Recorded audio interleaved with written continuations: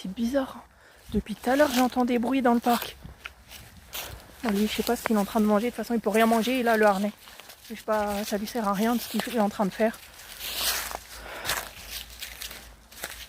Là, déjà, il y a un bâton. Ça veut dire, c'est-à-dire déjà, il y a quelqu'un qui est venu là.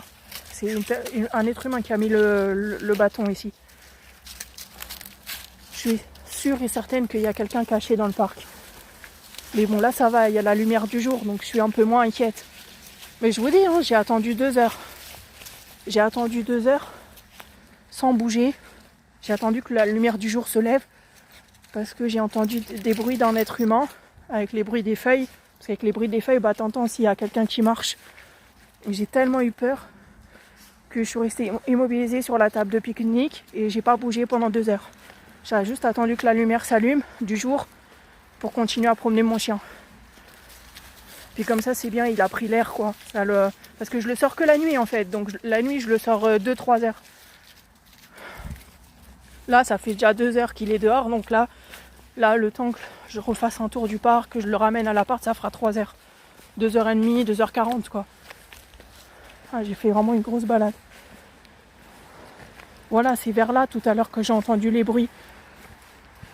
On dirait qu'il y a quelqu'un dans les herbes là-bas. En plus, je sais qu'il y avait bien du bruit parce que même lui, il a sursauté et il a essayé de choper Il est allé dans la direction du bruit, il a essayé de tirer sur la laisse et il a essayé de choper Moi, je l'ai tiré comme ça pour qu'il n'y aille pas.